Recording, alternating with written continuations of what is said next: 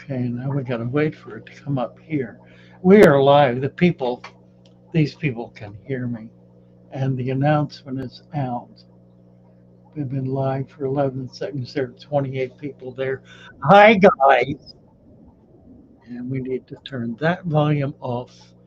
And now we're good. Have we got sound? Can anybody hear me? Excited to be here. Your first live. Well, hello, Denise Mon. Nice to see you. I'm William Avery. Now, what I need to do is I need to copy this link and go to, not there. Oh, there's the problem. That's why it was two. I did that last week.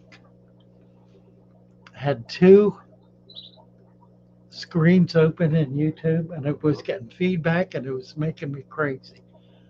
I couldn't figure out why. Now I need to go to, that's not where I want to be. I want to be here. Uh-oh, there it goes. And fish right there.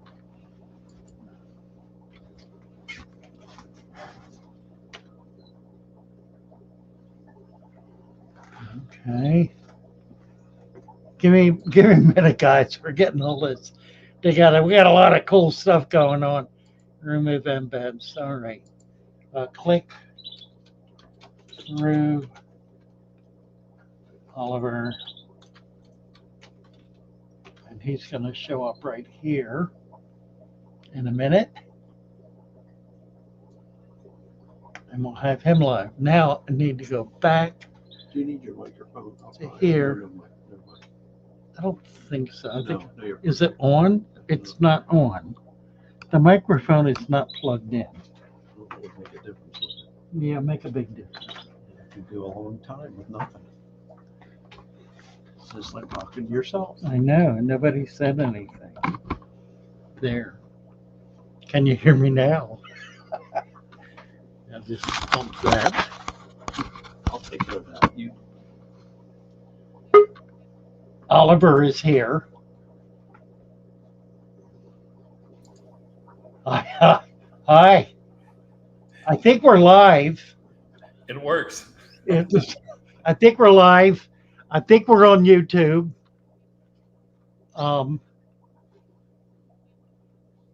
I can't see anything.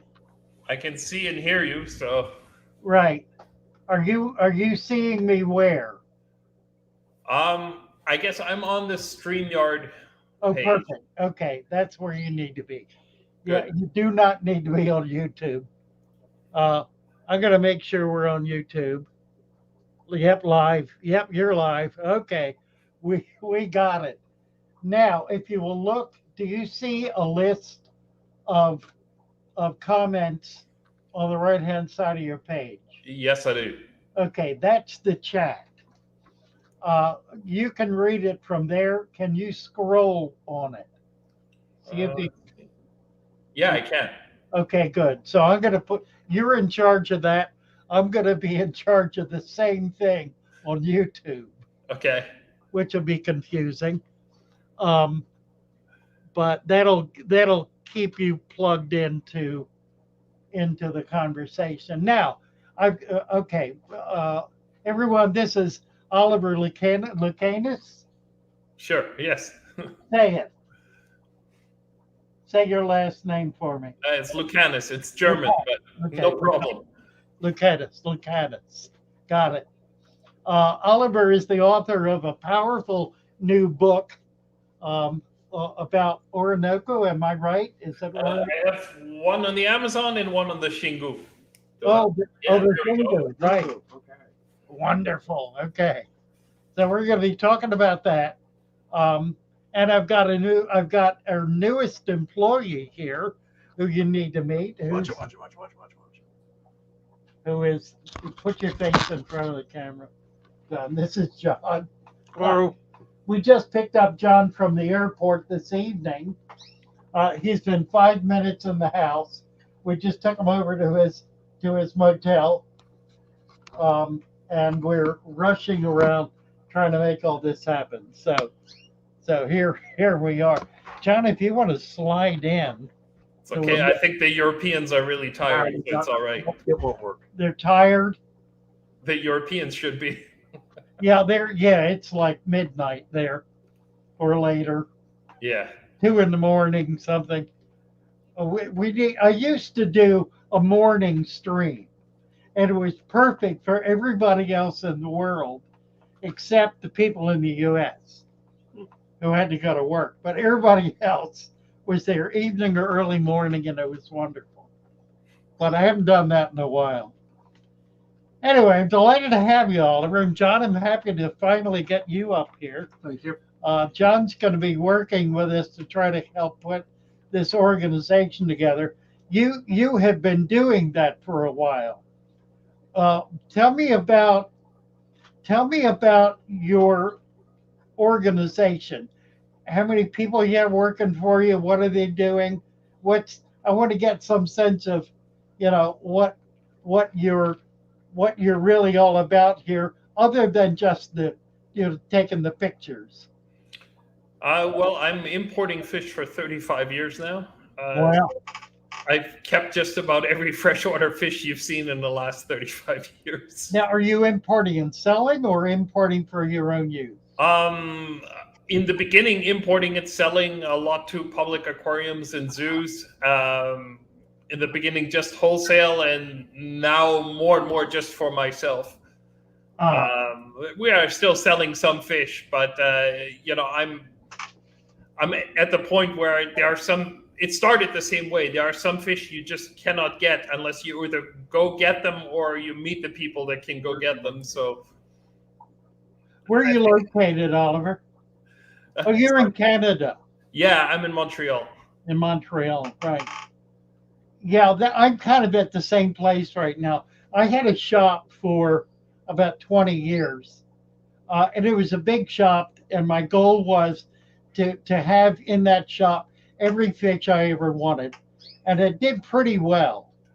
Yeah, I've been maintaining a list since I'm about maybe 7 or 8 years old of the 10 fish I want, and it just keeps becoming more complicated, Right. There might have been a great white shark on that list at some point. Yeah, right. What's the biggest abba you ever had? Biggest error? No, abba. Oh, biggest abba. Gymnarchus niloticus. About maybe in feet, about 3 feet or so. Oh, really? Wow. Yeah. Biggest one I ever was about 2 feet.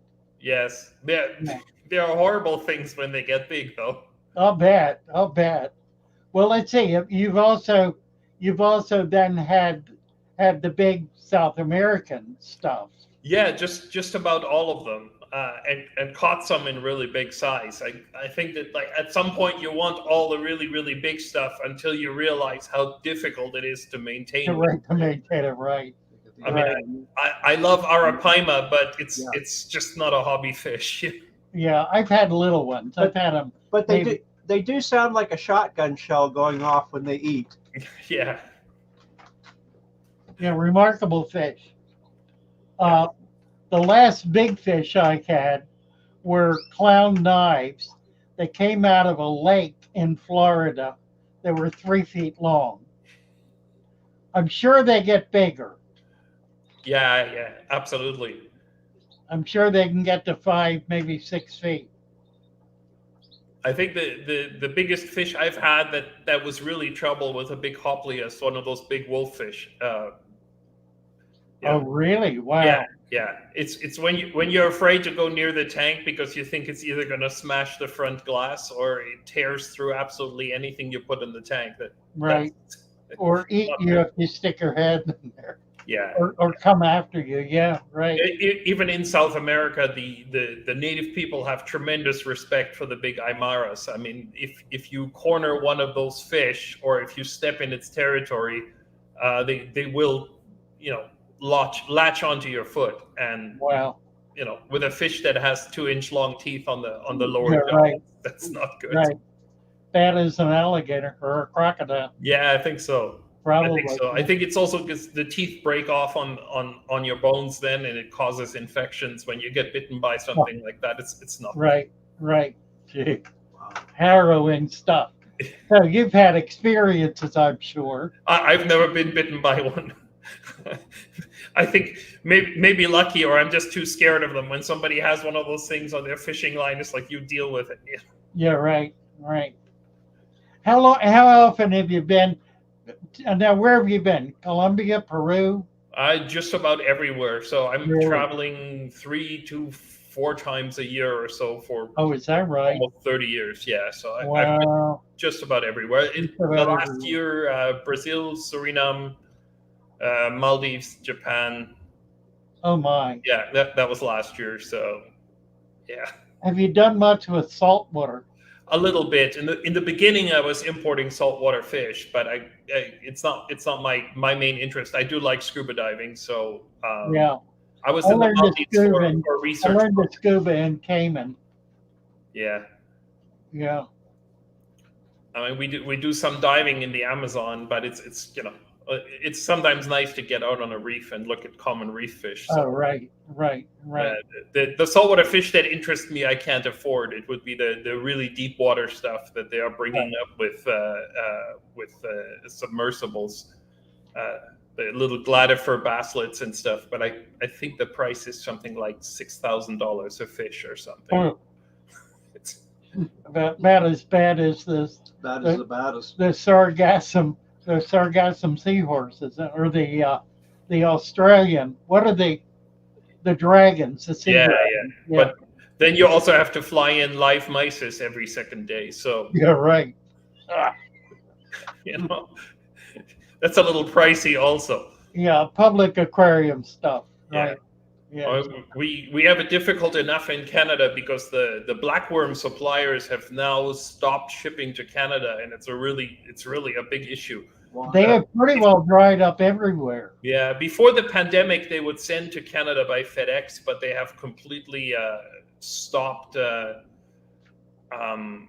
stopped sending to Canada because they said they just had too many losses because FedEx or customs would delay the shipment. So we currently don't have any live blackworms in Canada anymore, I think. I was talking to a friend the other day who owns a big store on the East Coast, and he said that he is in touch with a guy who's got a lock on raising blackworms in a laboratory environment in volume. Yeah, I think it's absolutely possible. If you have 1 or 2 aquariums, growing your own live food is very much feasible. But if you have 30 or 40 aquariums, unless you can do it outside. So I have a pond in my backyard for Daphnia, and even that's not enough. Right. I used to keep poison arrow frogs, and I think that like when your hobby becomes more about getting your live food cultures healthy enough to provide food for your animals, Yeah, exactly. it's a little Right. out of control, right? So Yeah. And I'm real lazy about maintaining cultures. My goal now is to set up a culture lab in my warehouse, and I've got staff who are going to be responsible for maintaining them. I think the best live food culture I have seen is a German tetra and rainbow fish breeder. He has a pond outside his facility with about 20 ducks on it, and every day he catches Daphnia. 5 pounds of Daphnia out of that pond, and Wow. that's what feeds all of the fish. And he's just breeding everything. I think that's the key. But my wood ducks in my backyard only stay for about 2 weeks a year. Yeah, So. right. Well, that's what they do in Thailand, Cambodia, Vietnam, all of those countries. They have farm ponds, and they raise Daphnia, Yeah. and that's how they feed all their fish. Just with a farm pond. Yeah, it's a lot of work otherwise. In Southeast Asia, you can order just about any food and people will deliver it to you live. So it's a lot easier than we have it here. Well, it's a bigger market. I was talking about this today. It's a much bigger market isn't it? Yes, absolutely. But it's also, all this food is easily available there because it's growing in the ponds. So, you know, And Yeah. the labor cost is lower. yeah. And I mean, also, the people kind of have this misconception that the habitats in the tropics are less dynamic than they are here. It's just, like right now, technically we can drive across the Ottawa River with our cars. Not this winter because our winters aren't what they used to be. But what is the rainy season and this huge flood pulse where all the rivers get really big in Southeast Asia and in South America and in Africa? That happens here. It just happens to be snow and ice, so there is no live food for about. Oh, that's interesting. Yeah. Huh. I didn't realize that. Yeah, I think that's probably the isn't it? biggest misconception we have. Also, because all of us that do travel to the habitats of the fish, we go there in the dry season because nobody likes to get rained on. So our impressions and our water measurements and our photographs, that's all dry season stuff. Right. I mean, I was in Suriname last year and, we were swimming to our outhouse because it was raining so much. Oh. It was just raining. And even the fishermen weren't catching any fish because their whole village is flooded. Right. That would be the same as trying to catch a fish in Canada right now, right? There's just a lot of snow and ice in your way. And we sort of discard that because all of our impressions are from people traveling in the dry seasons and when the water is at its lowest level. So the impact that this change of seasons has on the fish is just as big as our winter. As you may know, most of our fish will not breed if they don't have a period of ice-covered water. They just simply won't be triggered if there isn't like a snow melt and a huge change in water chemistry and temperature. Right. So it's the same in the tropics. Without that flood pulse, a lot of the fish, especially the migrating fish, won't breed. And a lot of our aquarium fish do migrate to spawn, just like our northern fish do here. Migrate in what sense? Well, that depends. For the big catfish in the Amazon or in the Mekong, or they will travel thousands of kilometers to the headwaters of the rivers to lay their eggs. But even things like some of the corridoras, a lot of the tetras, you would be surprised, like rummy-nosed tetras, for example. When the Orinoco starts to flood, it goes over the banks and it covers this tremendous, huge area called the Llanos, which is like a floodplain. Right. And in the dry season, you can drive a car across this area. It's rock hard. There's nothing growing on it. And in the rainy season, it's all covered in aquatic plants and it's under 8 feet of water, and millions of rummy-nose travel out in that new habitat and they're feeding on the microorganism, on the algae, and on all the the insect larvae that are now in that flood zone. Right. And that's where they deposit their eggs. And then when the water recedes, everybody gets pulled back into the river system. So the number of aquarium fish that migrate is huge. We just, we don't go there when they migrate. So when you talk about migration, you're talking about Discus coming out of the channel in the dry season and going up onto the floodplains. Yeah, so the Discus are basically Amazon lowland fish.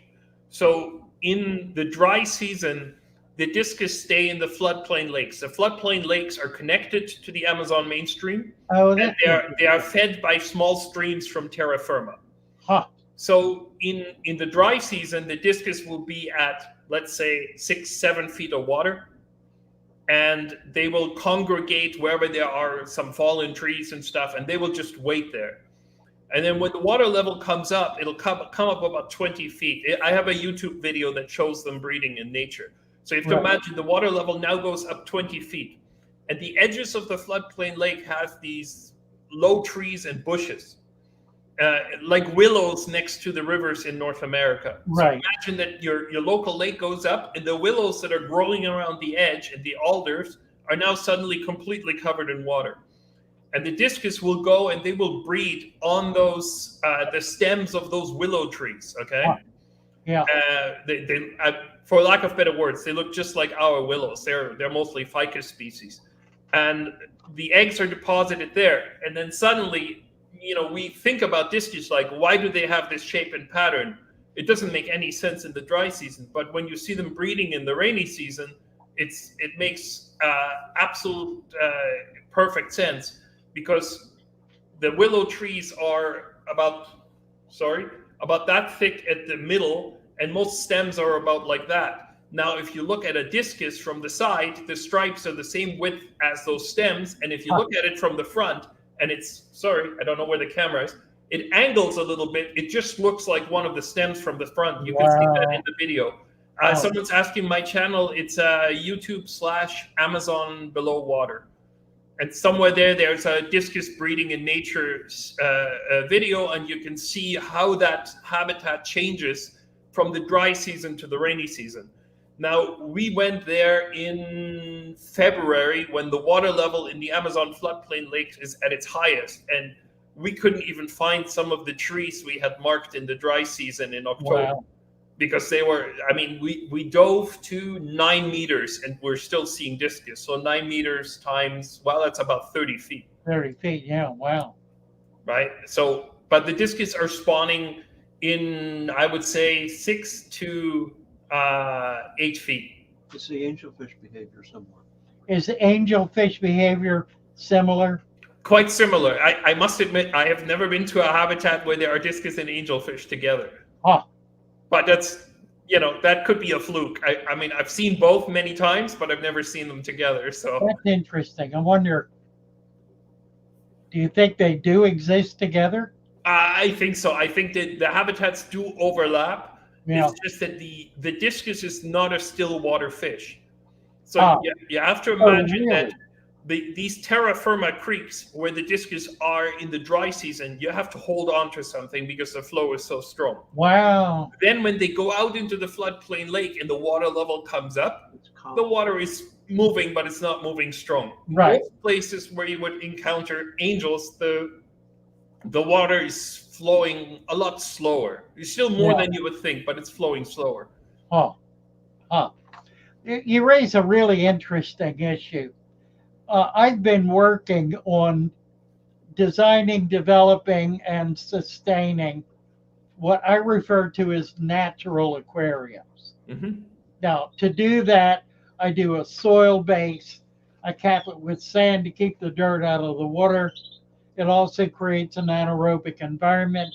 I build a food web, all of this stuff to generate what we're referring to as a natural aquarium. You just threw a monkey wrench into the whole thing by talking about the dry season and the wet season. Yeah, you have to imagine some of these really amazing planted habitats don't exist for 6 months of the year, and then suddenly the Llanos floods and all these aquatic plants start to grow and bloom very quickly. And it's actually not. I live in front of the St. Lawrence River, and when I go in spring and I dive in the bay here, in about 6 feet of water, there are almost no aquatic plants because the ice has scoured them off. Right. And if I go in August, your paddle gets stuck all the time because there are so many aquatic plants that have grown all the way to the surface. So the biomass does the same kind of thing where, it goes from nothing to being too much. And that's when, the carp and all your barbs and everything goes to breed in there. Right. So how do we duplicate that in a tropical aquarium? Well, I think that there are some considerations. So one is that a lot of our aquarium fish are not lake fish. That's simply because there aren't a lot of lakes in the tropics. I challenge you to go to South America and find a natural lake. You will find lagoons. You will find semi-permanent lakes. It's mostly rivers and streams. Exactly. It's mostly rivers and streams. And, do we have fish that live in very still water or in habitats that are less dynamic? We do to a degree. And I think that, for example, what you're setting up is perfect for things like macropodos. It's perfect for gouramis. It's perfect for a lot of killifish. It's also very good for a lot of the tetras. But if you look at some fish that come from these habitats that are, always at their maximum oxygen saturation level, you know, can you maintain them like that? No problem. It's no problem for the fish, and they will probably breed like that. Also, as you know, you can take, let's take a typical fast-flowing river fish. Let's take black neon tetra. That's in relatively fast-flowing streams with clear water. If you put that in one of your tanks, it'll breed like crazy, right? Without you doing anything, as long as there's enough places for it to put its eggs and enough hiding places for the babies not to get eaten by the parents. Right. So, do we need to mimic the natural environment of these fish to breed them and maintain them perfectly? We don't. Right? Right. That makes sense. Right. Right? I mean, we don't, there's a lot of fish, and I would say the majority of aquarium fish, even if they do come from flowing water, they'd be just as happy in a peaceful aquarium with no predators and lots of plants, which provide enough oxygen saturation and probably sometimes close to the maximum. So, you have to weigh as, what is it the fish need to breed and be happy versus, what do they live like in nature? Well, discus are a perfect example of that. Yeah, absolutely. Yeah. Absolutely. Yeah. I mean, if you want to try to keep discus the way they live in nature, you would have to, yo-yo around the water level, yo-yo around the food supply. And to what end? And to what end? Exactly. You would probably struggle keeping the fish in good health, opposed to, steady temperatures, steady water changes, and steady feeding, right? Now, what about plants? Well, that depends, right? I think that it depends on which plants you're talking about. But this dynamic that happens in the tropics, it also applies to plants. Like if we take an example of some African plants now, Anubias and Bulbitis, my favorite plants, because I'm not a plant guy and I love Anubias and Bulbitis. They're my favorite. Yeah. But in nature, for 8 months of the year, they're not aquatic. Well, they are completely dry. I'm talking not even roots in the water. The aquatics are another example. I can send you some pictures of Bulbitis that are like, like a bush. It's 4 feet high, but it's growing on top of a rock in the middle of the river. So in the dry season, it's about 2 feet away from the water surface. Wow. And then, as the water comes up, it'll be, roots in the water, stems in the water, and probably 2 months of the year, it's completely submerged. Now, so is it growing in the dry season? It's only growing in the dry season, I think. Really? I don't think that those plants grow at all when they are covered in water. Wow, so a terrarium environment. Yeah, I mean, you have to understand too that when this water comes up, right, a lot of stuff comes up with it. So the Bulbitis is probably not getting enough light to properly grow when it's in the rainy season. It's getting tons of nutrients, but it's probably not getting enough light. And then when the water level drops, probably for about a month, those leaves are completely covered with, dirt. And the next time it rains, that dirt will wash off and, off you go, and it probably start growing again. Wow. And it's the same thing for Anubias. It's like I've seen it growing underwater, but for much of the year, a lot of the Anubias bush, I mean, Anubias grows on the side of the rivers in these huge mats. Like we're talking. It's a bog plant then. Yeah, it's a marginal bog plant. It's growing usually in flowing water or very close to flowing water. So I would call it more of a stream plant. Aponogeitans are one of my favorites. Yes, me too. And they are a pain in the rear end. Yeah. They need to be in the fridge. They need to be in the fridge, exactly. Yeah. Right. And I've been to Madagascar several times, and if you're in Madagascar in the winter, it really gets cold. Does it really?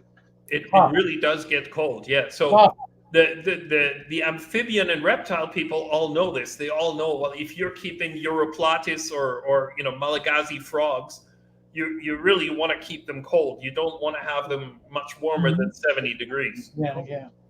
You know, and Right. the Aponogeton in the summer months, their winter, they go down maybe 8, 9, 10, 11 degrees centigrade. So in the high Wow. 50s, I guess. Just above free. Wow. Yeah. Wow. So would Above they freezing. benefit from a cold cycle? That's interesting. Huh. So yeah, putting them in the fridge. What, 2 months out of the year or something? I think so. I think so. Or, you know, what works in Canada at least is to take the bulbs out and put them downstairs in the basement. The same place that I put all my garden plants that I can't keep outside. Right. So, for example, my wife keeps dahlias. We take the dahlias out in October because dahlias in Montreal would freeze solid. They wouldn't come back. Right. So we take right. all our dahlia bulbs, we put them in a plastic bag, and we put them in the basement where our basement doesn't freeze, but, you know, it gets cold enough to store stuff. Like And we take, I take my Aponogeton bulbs, I put them in a tray, a shallow tray with about, 2 inches of water. Oh, really? And I put them down there for 2 months. So you don't dry them out? No, I don't dry them out. I just put them cold. Huh. Huh. So are the leaves emergent? Are the leaves are not emergent, are they? No, the leaves die off because I keep them in the dark. So, but they don't grow out of the water. I mean, they don't in nature. Only the flowers come out. Right. Exactly. Yeah. Yeah. It's a very delicate leaf. One of the things that I noticed, I had some going in a Blackwater, about 150 Blackwater tank. Mm-hmm. And I had Spixie snails in there, which is a nasty bugger because they eat any kind of plant. They did not touch the Aponogeton. Yeah. Someone's asking what Aponogeton is. Maybe you can Google Madagascar lace plant. Yeah, it's a genera of plants that exist as bulbs. There are 8 or 10 species that I'm aware of. Yeah, I think there are more by now. Probably more. Yeah. I carry about 6 or 8 species in my store. Do you plant them? I do. So, for example, Aponogeton boivianus, which is my favorite one. For those that don't know it, it looks like it's been hammered. So it's got all these dents in it, makes these huge leaves with dents in them, very dark green. Yeah. And they grow in really strong currents directly on the rocks. I crazy glue them to rocks. Wow. So I don't plant them. Huh. Is he using? You don't plant them. No, I crazy glue them to a rock and put them on top of the dirt, and the roots will go down and get nutrients. But the bulb itself, I think they do better if they're not planted. Huh. That's interesting. So yeah. Is his leaf emergent or submergent? The leaf is not emergent. John's asking if the leaf is emergent. No, the leaf is not emergent. Yeah. Only the flowers. I think they're too very delicate. Yeah, they're too delicate and too heavy. I think like Amazon sword plants are another good example that, I always joke about this because I think I've been to the Amazon, I don't know how many times. I've only seen Amazon sword plants once or twice in the Amazon. Really? Yeah. So I would say almost every sword plant that we keep in the aquarium is actually from much further south. So if you're familiar with Brazil, the hot spot for Aponogeton is for Echinodorus, for Amazon sword plants. The hot spot is the city of Londrina, and Londrina has the climate of maybe northern Florida. Huh. So it's subtropical. They are mostly subtropical. They are mostly growing in marshes, in like rest water ponds. That's why they do so well in Florida. Yeah. Yeah.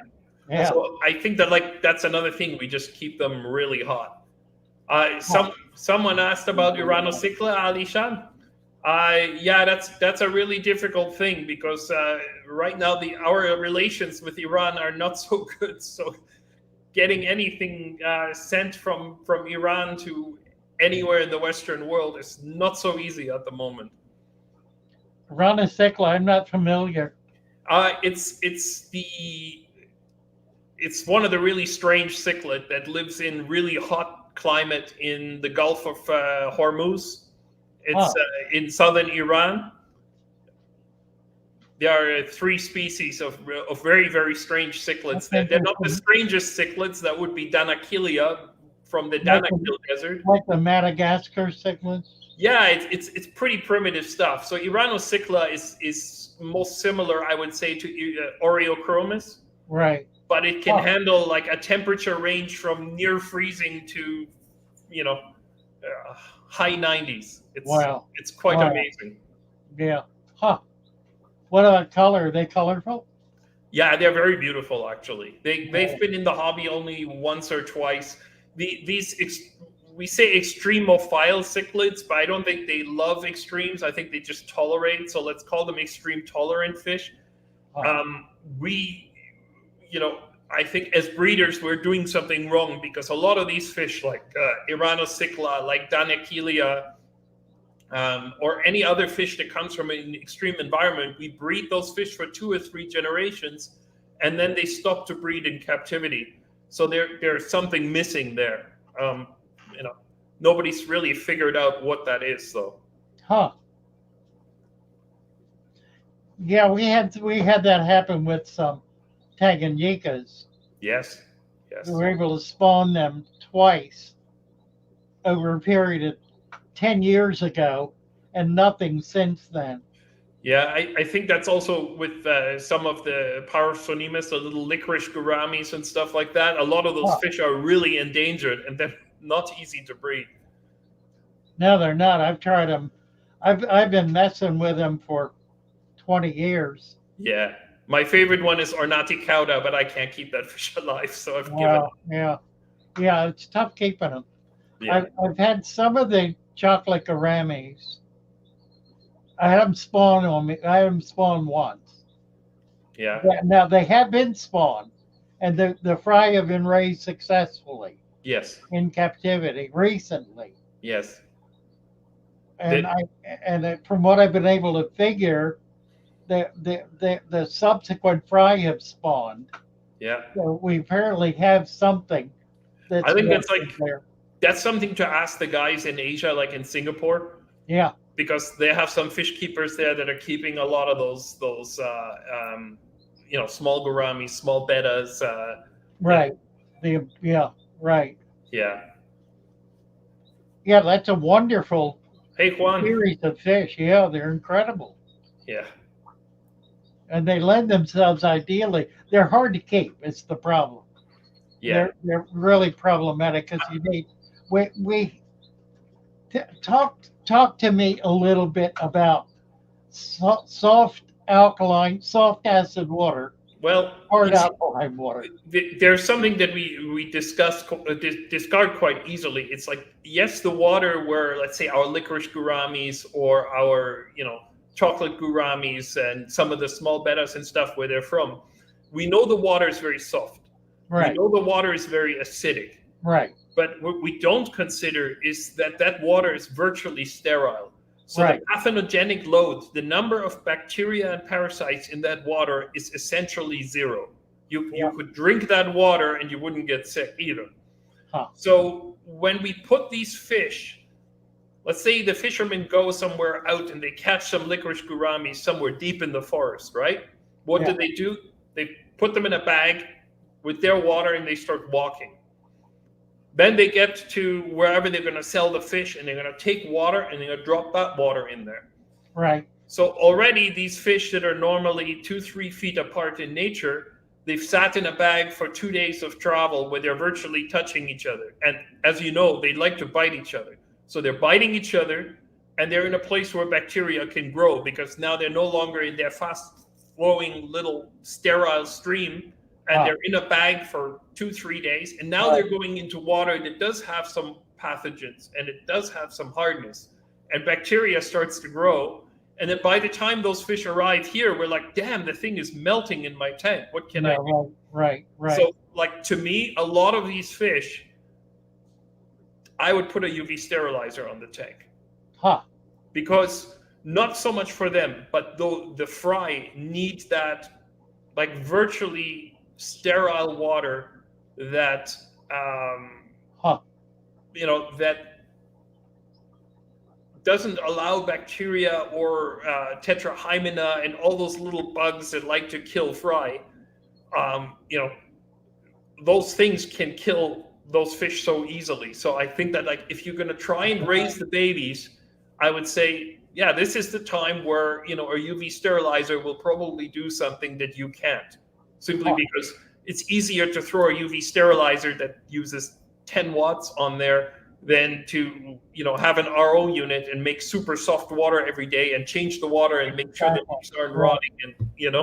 Right. Huh. Wonderful. I love it. Yeah, it's an idea, but I should admit that I'm really not the best at keeping those kind of fish either. It's not my personal interest. What do you like? Cichlids. I really like anastomids. I have about 40 different species of anastomids here. Really? Yeah. Nice. What's your favorite? In the anastomids, yeah. Sartor respectus.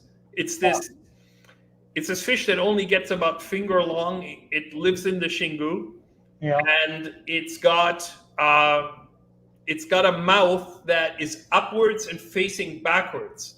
So its mouth is like this because it's living in really strong current, and it's feeding on microinvertebrates that live in sponges in the current.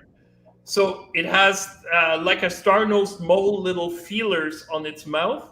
And then it has to eat backwards, and it has 2 fangs that it stabs the larvae or whatever it can catch with. It's totally crazy looking. Wow. It's a nonsense fish. It doesn't have a lot of color, but it's pretty cool. Wow. You've caught those wild and brought them back, huh? Yeah. I've seen them in the river in the Shingu, and it's just one of these fish. You're just like, what? We see that kind of stuff in marine environments, but we don't see. Right, exactly. We don't see a lot of, like, totally crazy extreme adaptations like that in freshwater. I mean, we see some, but not that many, right? We have some scale eaters, and we have some, some fin biters and stuff like that, but we don't get like the really weird shapes like that. Yeah. Wow. Neat. Well, Oliver, talk about your book a little bit. Let's promote that. Yeah. So Leandro Sosa, who is Leandro Sosa with 2 S's on YouTube, is a professor that teaches ichthyology and biology at the University of Pará. That's in Altamira. It's a city that is built right on the Shingu, so where our zebra plecos come from. And he and I have been working since leading up to the pandemic for about 5 years on a book that showcases all the fish that come from the river. So the Shingu is special. It contributes about 5% of the water to the Amazon overall. It's not a lot, but the river is special because the river is very shallow, and it's also clear. And what happens is when you have a fast-flowing river that is shallow and clear, 3 things happen. Number 1, the fast current transports the sand and the debris off the bedrock, so the rock is exposed. Number 2, sunlight can now penetrate that. And because it's shallow, it penetrates to the bottom. And all of that means that algae and the microinvertebrates that feed on the algae can live there. And so all these pleco species have evolved there, and they're all specialized on feeding in this sort of, special circumstance. Sort of like the Malawis. Yeah, a little bit like Malawi. And then, now the Brazilian government decided to put a gigantic dam on the river. It's the 4th largest hydroelectric project in the world. And what that did is, we talked before about the flood pulse. That is the number one thing that makes all of these things go. Well, when you put a giant dam, you no longer have a flood pulse. And that's why in Europe, and now starting more and more in North America, we're removing dams because of their impact on the habitats that they're built on. Right. So that's our big problem is, the Shingu has this giant dam. There's no more flood pulse. A lot of the fish are, no longer in rapids because there's a huge reservoir above the dam. And the flood pulse from the rainy season, where all this water comes rushing, it goes into the reservoir and no longer goes through the rapids. So a lot of the fish from this area are really, really endangered. And we try to document just about everything that's in the river. We have, I think, more than 200 species photographed underwater in the book. Now, a lot of the plecos have been discovered, like the blue eyes, in much, much deeper water because of that. Yeah, I mean, there are in the Shingu, there are some species that live below, sorry, I have to convert from metric. So L174, the undescribed Hippancistris, is generally below 25 meters, so below 70 feet. 75 feet. Wow. Yeah. At all times. Wow.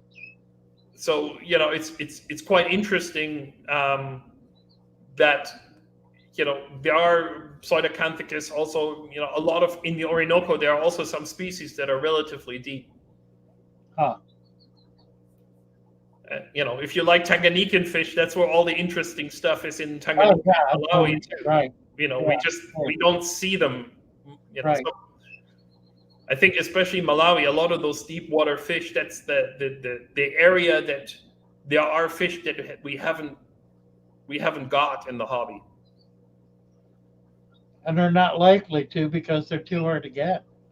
Yeah. I think it's also the you and I are old enough to remember the 90s where, every week there was news of, they found a new fish in Tanganyika. They found a new fish in Central America. They found a new pleco in South America.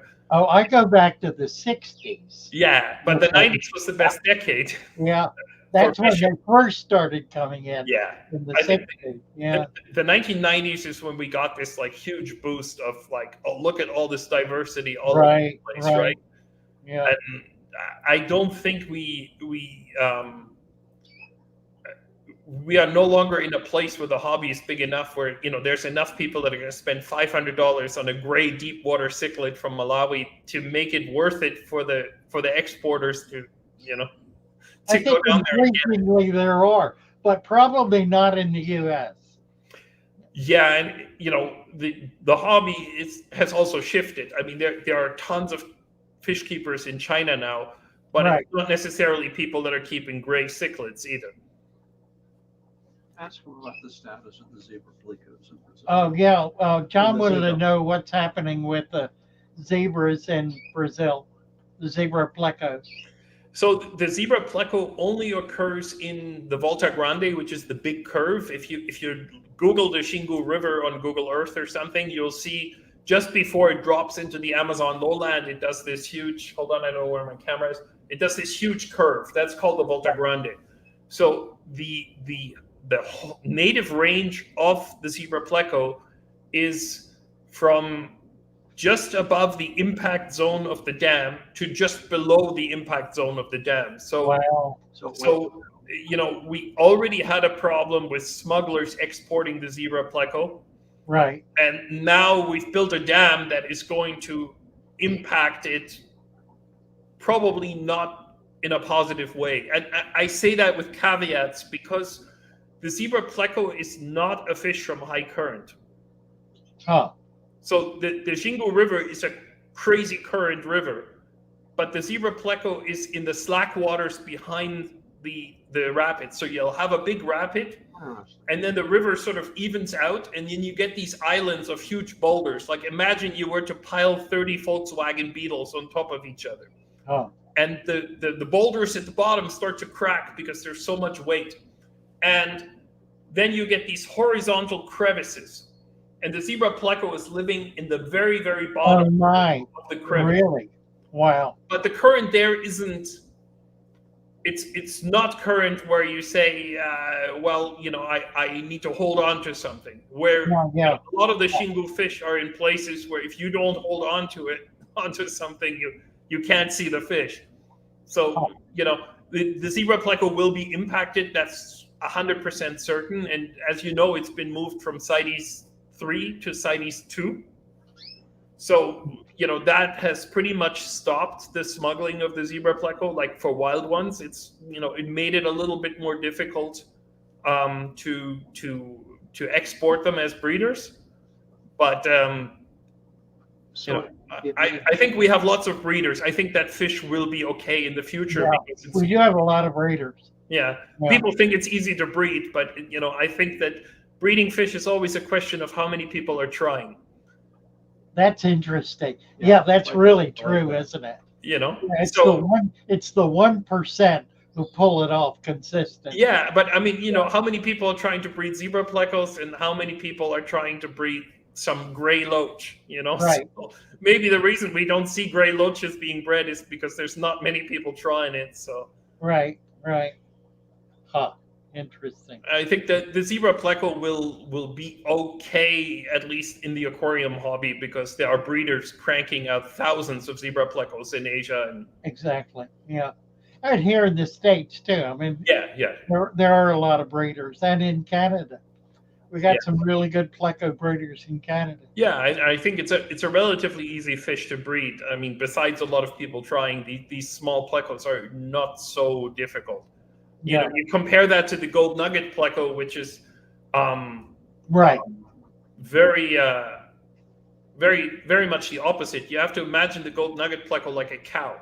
It's the most common fish in the Shingu. It's grazing algae on every surface in the shallow water. Wow. And it's feeding constantly all day long. It's feeding.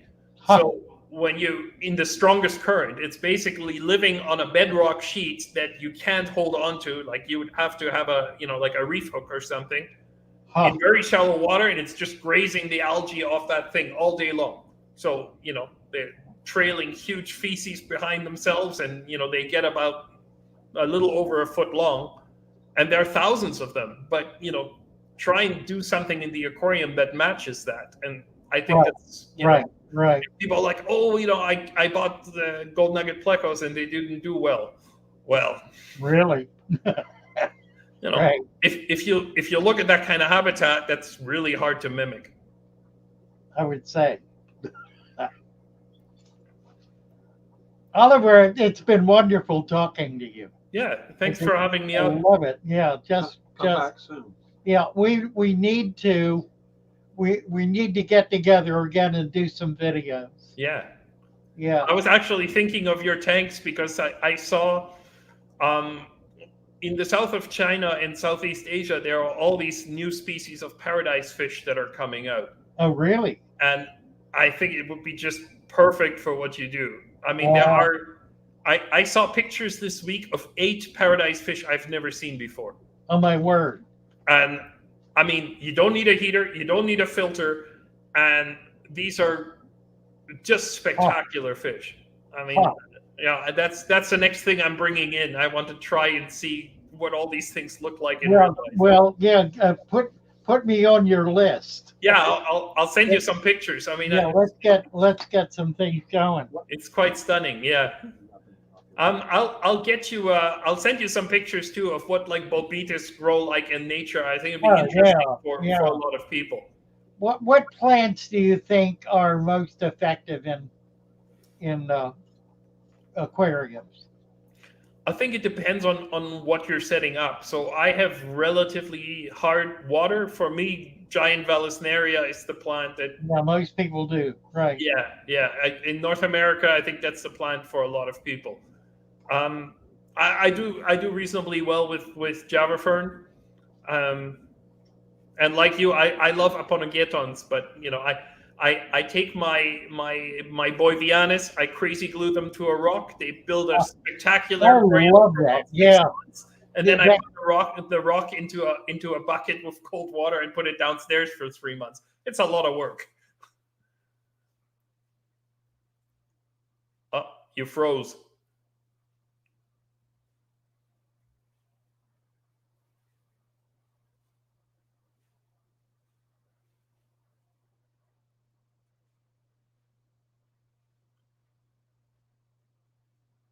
John, are you guys still there?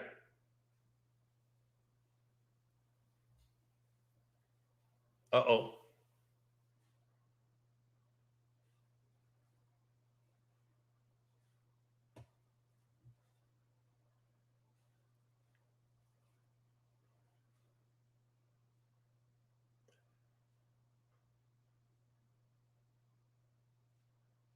Thanks, Psychoplant Lady. I see you, but I no longer see John.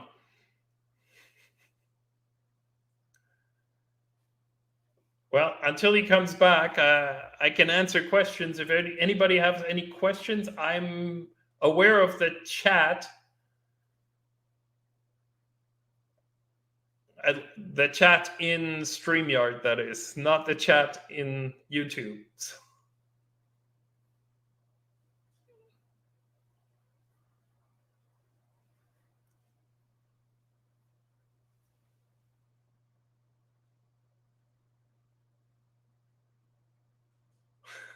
Neil, yes, I wear Crocs. I think Crocs are the absolutely best shoes for field work. And yes, I do like turtles. It's a little tricky to keep turtles in aquariums, but I do like them a lot. Yes, the accent is a mix of Canadian and German. My substrates are plain sand most of the time. Upcoming talks in the US, I will be at the Catfish Convention in Burlington, Vermont. I think that's in November.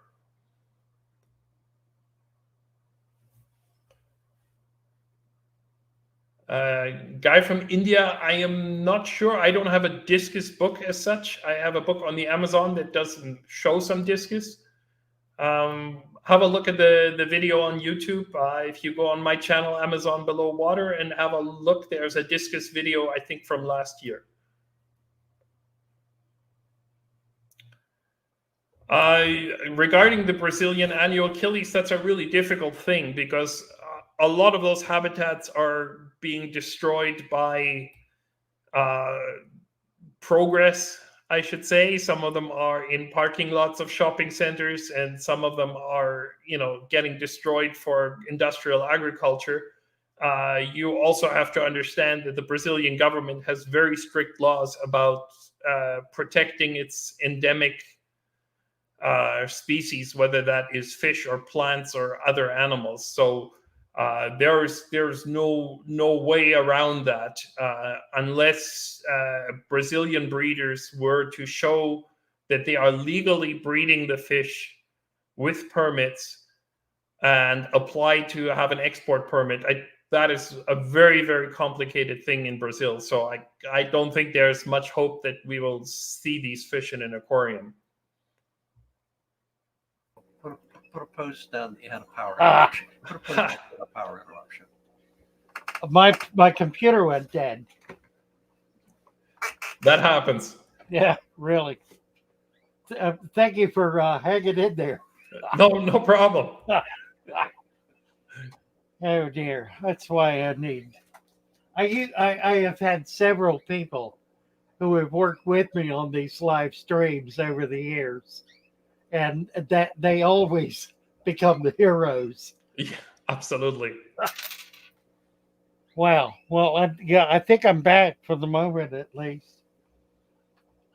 What were you talking about? I'm sorry, I cut you off. Oh, I've been answering questions from the chat, but wonderful. It moves very quickly. So wonderful. Animals and Guns. Where can I purchase your Discus book in India? Yeah, so we do a book on the Amazon that has some Discus in it. I don't have an actual book on Discus. The book that I would really suggest to people is from Shaifullah Yang. He's a Discus breeder in Penang, Malaysia. You would have to Google though where to get that, but I would guess that if you Google Shaifullah Yang Malaysia Discus breeding, you could probably order it from Malaysia. I would say he's probably the guy that conveys the information on breeding Discus the best that I've seen. we have a shop here in Delaware who just bought all of the Stendekeri discus. Yeah. They just shipped them all over here, and they're trying to set up a breeding operation Yeah. for those strains. Oh, let me get two here. No, Andrew, I have not met Chief Rawroni. I do know the people that named the fish, though. And somebody's asking about fruits. Do we see the fish eating in the wild? So what I'm showing in my video, those are actual ficus fig trees. They are ficus species. They produce edible figs that are very similar to the fig trees that we get. I would guess originally from the Middle East. I think Syria is the origin of the fig tree, but let me not offend the Greeks. It could be that it's Greek. Yeah, North African. Yeah. So that is what a lot of the fish are eating in the wild, but many trees in the Amazon are producing fruit that is eaten by fish and transported by fish. There's actually a book about this by Professor Golding with OU. He should list all the different species. Now, as far as I keep a lot of different pacus and Mileus and Meloplus and so on, and I feed some peanuts. I feed various fruits. Do you feed figs? Do you feed figs? You do. You do. So well, I wouldn't feed figs. It's a little too expensive, but no, but if they were available. Yeah. No, my fish get wild strawberries and raspberries because they're outside. Right? Oh, nice. Yeah. Yeah, I made a video about monkeys feeding the fish. Right. That does happen. I saw that actually. Yeah. It's really fun to see. The fish also feed themselves directly from the fig tree. So any low-hanging fruit that the fish are able to reach, they will leap out of the water by 2 feet to grab the fruit. There's a big fig grower in Toronto. Really? Yeah. Tell him I'll send him. Tell him, yeah, John. Yeah. So one of the hobbies that I've had is growing figs. Okay. And there's a forum called Figs for Fun. And there's a member called Toronto Joe that is a senior moderator on the group. And he actively grows fig plants. Actually, there's several people in the United States that are very involved, like growing 200-300 plants. We have a guy here in Montreal that has fig trees. And every October, he digs a trench and he folds them all into the trench for 6 months and then erects them again. So there's a Capra fig cross with a regular fig called Improved Celeste that came out of the Louisiana State University fig breeding program. Amazing. And I planted one for a friend that was a scraggly little 2-foot stalk that is about a 12-foot by 12-foot tree that produces over 1,000 figs a year. Well, it's pretty time amazing. to get some fish then. Yeah. Someone's asking about Echinodorus shinguensis, the Shingu Amazon sword plant. I have seen it, but it's not in the Shingu. So you would find sword plants in temporary lakes and lagoons. So you have to imagine the Shingu has thousands of islands, and some of them are quite large. So the water level will come up with the flood pulse. It will completely flood that island. And when the water level goes back down, there'll be a lagoon in the middle of the island that, is like a grassland. And that's where the Echinodorus will typically grow. I mean, you very rarely see those kind of plants in the main river. The Shingu, the plants that you see are family member Potostomaceae, the river reed plants, which are absolutely spectacular. If you ask me what plant do I want to keep in the aquarium, that would be the thing. Really? But I don't think that those plants, because they are completely dry for 8 months of the year, I don't think that it would be possible to keep them in the aquarium. So they are absolutely I think there are over 200 species of river weed plants, and we don't. I don't think anyone has kept them in the aquarium. I've tried several times, and they need tropical sunlight and high current. But they are found all around the world. So if anybody's listening from the tropics, there are Podostomaceae plants in your area. So everywhere from Mexico to Central Africa to Madagascar to Southeast Asia. But these are not plants for the aquarium, unfortunately. Huh. Ask if he knows Raoul was a fish wholesaler. Well, ask him. Go. You can talk. Do you know Raoul that was a tropical fish exporter in Iquitos? And I heard that he moved to Colombia. Not by the first name. He had sent, I can't remember his last name. He had sent fish to the Georgia Aquarium when it first opened. Okay. I'll see if I can't come up with the last name. Yeah, I mean, Iquitos now has a lot of exporters, as does Bogota. I mean, we went from having 4 or 5 to 50 or 60 companies. Okay, well, this was 2000 era, and I think there were probably a dozen at that point. Yeah. Mike is asking about snakes and caiman. Black caiman are a problem, but I've only ever seen one. Snakes, I think more of a problem on land. Most venomous South American snakes. Talking about sea snakes, is it? Yeah, but also the really venomous stuff in South America typically does not hang out in the water. Right. I mean, you see it, but you see it on land. Right. I have a friend who owns the Catoctin Mountain Zoological Park in Claremont, Maryland. He has historically had the largest collection of hot stuff in the United States. He's got some amazing toxic, poisonous. Yeah, animals. It's nice when it's behind glass. I'm not so keen on finding. Yeah, right, exactly. We were in Japan last year, and we went to a bakery, and when you're in the parking lot, and the parking lot has signs all around not to step off the gravel. Right. It's a little unexpected, but Amami Oshima has 7 species of venomous snakes for a tiny island.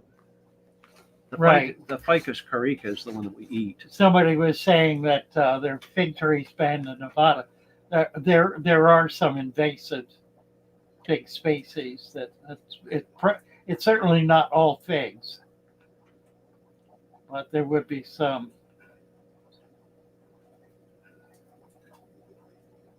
What are we doing for questions here?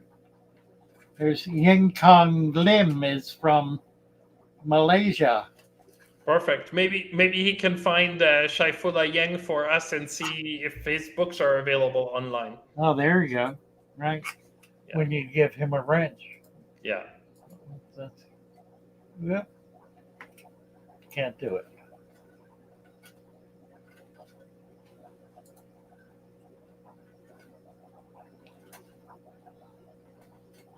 Kid Goku the pianist. Hello, Kid Goku. Do you do dirted substrate? Rope Sander wants to know. I do outside. Oh, Kieran just posted the link to Shaifullah's breeding. Oh, good. Yes. Which is great. Yeah. Thank you. I do dirted substrates outside. I live in Montreal, which is really cold, but I try every year to keep a few things outside to see how they do.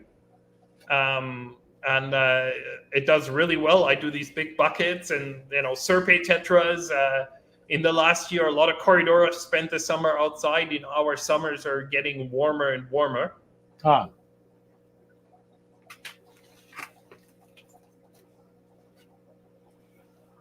The typical Brit question. Have you ever come across a tribe of cannibals in the jungle?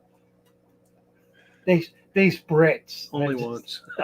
Yeah, I think most of these guys are just as good with their cellular phones as we are. Yeah, really, It's, really. I mean, I was last year in Pelele Tepu, which is we are working there with the Tirio people. So they are the village is 300 people. The majority of them are Tirio. Some of them are Akurio, and the Akurio are already on the list of people that don't exist anymore. I think there are seven or eight people there that are Akurio. So they speak a language that nobody else speaks, that is spoken by, I think Tirio is spoken by 3,000 or 6,000 people, and Akurio is spoken by probably less than 100. Wow. You know, most of those Tirio guys have cell phones in their pockets. So, right. you know, when we talk fish, they're like, look what I caught here last week. And they have pictures of Corridoras, and like, you know, there you go. So, Right. You know, I think the time of where we think that people there are less connected than us. Primitive. Yeah, exactly. Past. Yeah. Yeah, that I was in Haiti years ago for a number of years. And it never ceased to impress me that when you get way out in the sticks, there are TVs and phones, and you know it remote people are not remote the way they used to be remote. No, that's But correct. then none of us are. No, absolutely. Somebody's asking about green neon tetras in the wild. I do have a video on my YouTube channel that shows the habitat, but it's an interesting story. So the cardinal tetra is a fish that lives in the flood zone in clear streams that go into the big river, whether that's the Rio Negro in Brazil or that is the Orinoco in Venezuela and Colombia.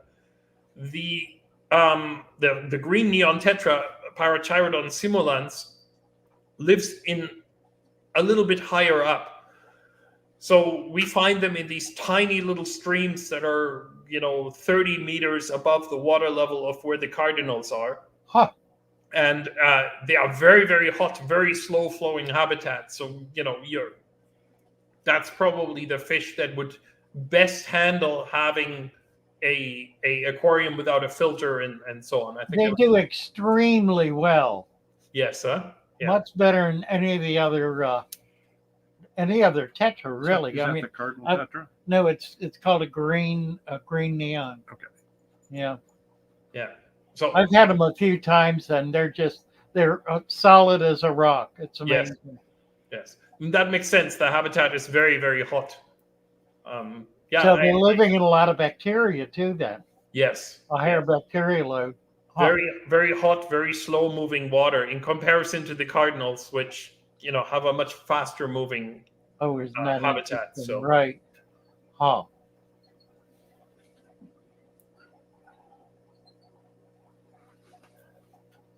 Ancient cities hidden in the ocean.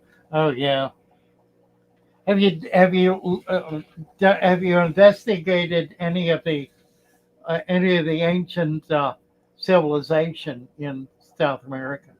Not investigated. I've been to a couple of the places. I've been to Cuelap, which is a Chachapoyas culture. It's 3,000 meters, so 9,000 feet or so above sea level. So it's a little bit like Machu Picchu, but nobody goes there. Huh. It's very hard to reach. So we actually went there looking for fish. There are some Chetostoma rubber-nosed plecos in the river in the valley below. Oh, nice. You have the Chachapoyas city has this very deep gorge with a river that's very fast flowing, and it's spectacularly beautiful. And high up on the mountain on top is this gigantic fortress that is called Cuelap, Kuelap. I'm sure now there are tons of photographs and videos of it, but there weren't in 2000. Wow. And it's the culture that did the cranial surgery with the cone head. Yes, right. That's the culture. So there's the altar up there where they were doing that. And the coolest thing about the fortress is it has an entrance that I'm quite large. I barely fit through the entrance. So it's got this very narrow entrance that could be defended by two guys with a spear to get up into the fortress. Huh. So very small people, probably. Yeah. Well, I think everybody was small. If you go to Europe and you look at suits of That's armor, true, isn't Right, it? That's right. right. Yep. you know, 4 foot. most 4 foot 12-year-olds was in Germany now wouldn't fit into the suits of armor from Right, then. right. True enough. You know, I think that's mostly diet. I think you're right. Yeah, I mean, you know, if you look at, you know, We see that in the Chinese population. yeah, and in Vietnam too. You know, Mhm. I'm 6'4", and you know, 25 years ago, not so much. Now it's very But you're common. a giant. Yeah, Nice. Oh, the pea fish. Somebody, Gary Stein's asking about the pea fish. Yeah, the one don't pee in the water. yeah. You know, there are, I think, 2 or 3 medical documented cases of that. You have to remember when fish, we exhale mostly carbon dioxide. Fish exhale ammonia. So Right. an injured fish will exhale more ammonia, and the fish will then usually, you know, enter the gills and feed on the gills, or it will enter the wound of the fish and go inside the wound and eat the flesh directly. Huh. Now, humans urinate ammonia, and that's where the fish might make a mistake. Oh, that's interesting. So right. they might hit the urethra by accident.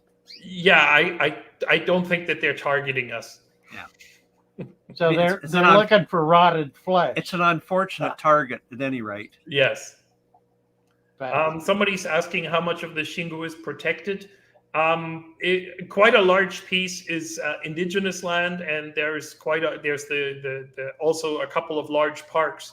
The problem is that the Volta Grande is not protected, and the headwaters of the river are not protected. So even if you have a gigantic national park, if all the headwaters above are deforested and have soybean farms and cotton farms, and you know, the worst thing is, like, you know, people go, oh, you know, soybeans, that's the vegetarians. Well, a lot of that is for animal feed. So a lot of the Right. soybean that is being grown in Brazil is shipped to all over the world as animal feed, and a lot of those companies are giant agricultural companies from Iowa and Idaho and so on, and they're producing soybeans as pig food.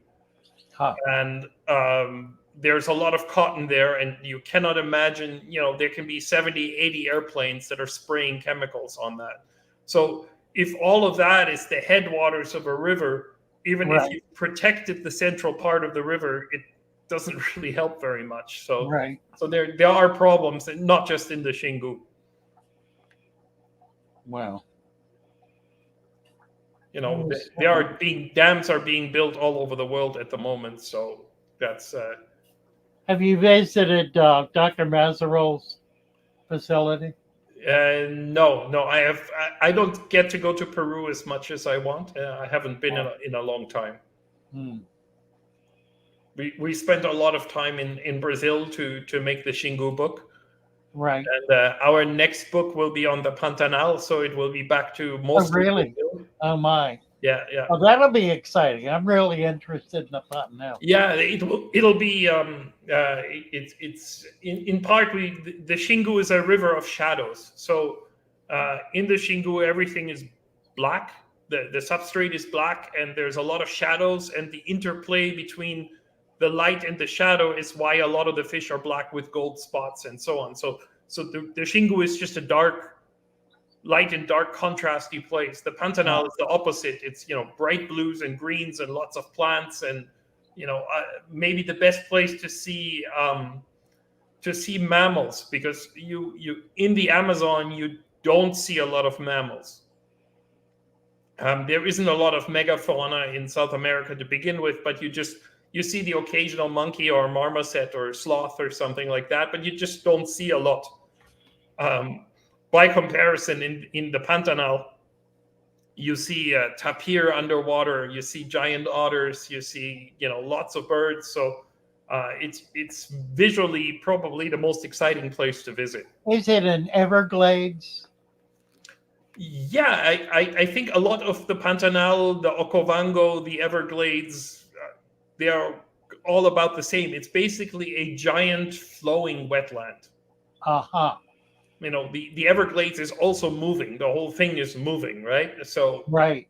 and it's the same thing in the Pantanal. Maybe because the Pantanal is so much bigger, it's a little bit more dynamic still. How big is it?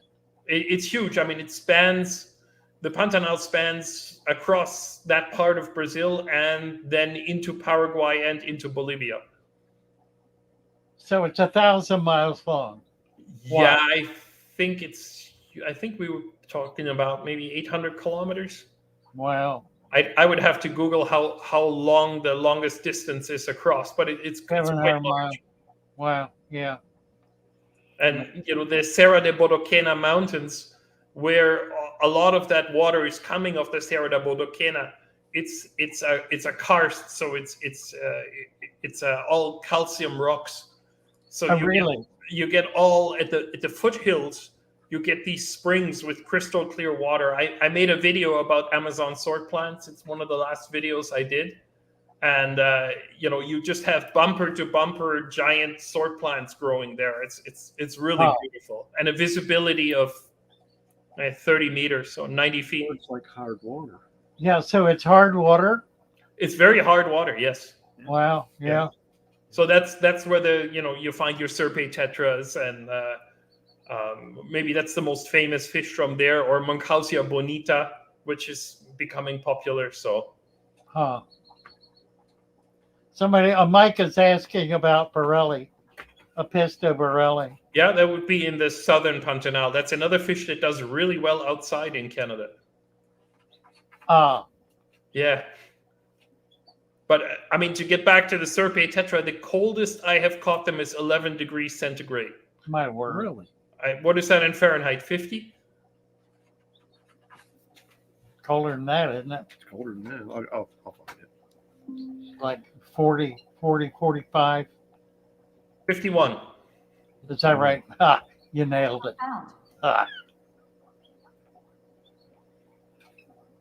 Uh-oh. What happened? That's all right. It just muted itself because I tried to Google something at the same Oh, right. Right. Ask them what plants are becoming popular. We already did that. No, you didn't. Yeah, we did. Yes. People are asking, Not ask them yourself. Don't What- whisper in my ear. What plants do you find are becoming increasingly popular? well, there's Bucephalandra, but that's not really my game. Again, I don't think that's an aquatic plant. It will probably No, it's not. Right. It's very difficult plant. yeah, They're very absolutely. expensive. I got a bunch of them. Yeah. I give up on them constantly.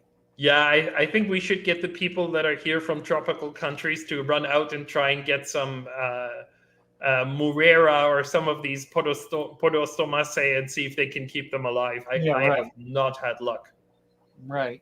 You know, I mean, you have to imagine a plant that is completely dormant, dry on a rock. I mean, it's crispy. And the last leaf it produces sticks to the rock. And in between the leaflets are individual seeds. And then when the flood pulse comes and the rock starts to get flooded, it grows this giant fern out of it. And then from the fern, it shoots up an 18-inch tall hot pink flower that looks like a bird of paradise flower or banana flower. Wow. No, I should say like the flowers that you would get on a pineapple or something like that. Right. I mean, it's just crazy. If you want to Google it, you can try a Murera, Mourera. Murera fluviatalis is the species that I find most impressive. I've seen it several times, and it's crazy looking. The Shingu has so many of these plants that if you look at satellite photos from the end of the rainy season, it looks like the river is hot pink because there are so many flowers growing on the rocks. I mean, if you could get that going in an aquarium, it would be mind-blowing. But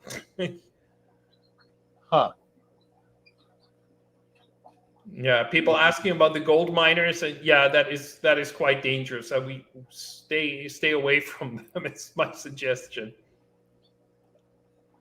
And Well, there's a lot of toxicity there too. yeah, Of all kinds. yeah, they're incredibly destructive. Mercury mining. Yes, but almost every investment fund has gold futures in it.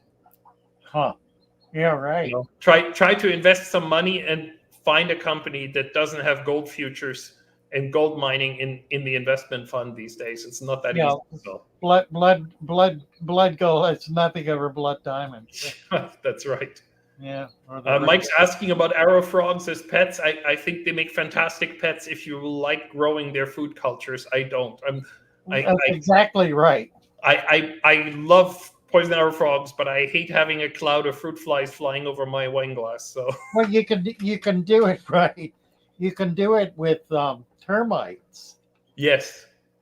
Put a bunch of logs out in the backyard.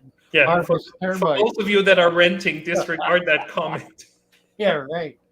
I had a friend who was the curator at Shed Aquarium, and he raised dark frogs, and that's how he raised them. He had a field behind his house that was full of logs, and he would go out there and harvest termites. Yeah. 3G's asking about pink dolphins. Yes, you see lots of them almost anywhere in the Amazon lowland. Really? Yeah, it's quite common. I mean, you see them. You see 3 feet of them. You either see the head, or you see the dorsal fin, or you see the tail. And the smaller species will occasionally jump out of the water. The pink one, it's rare. I've seen them jump once or twice. I have some photos. Are there? How many dolphin species are there in the river? I think there are 2 South American species, but I could be wrong, and there are 3. And there's a manatee in the Amazon also. Right. Someone's asking about big cats. Yes, very rarely. Very rarely. I was 2 years ago in Bolivia, and we saw jaguars several times. They're pretty secretive, I guess. Yeah, we saw jaguar rundi, we saw ocelot, we saw the pampas cat. Yes, we saw one pampas cat. So you do, but you really have to devote a lot of time to seeing these kind of animals. And Oscars in Brazil. Yes, lots. In the Pantanal is actually better.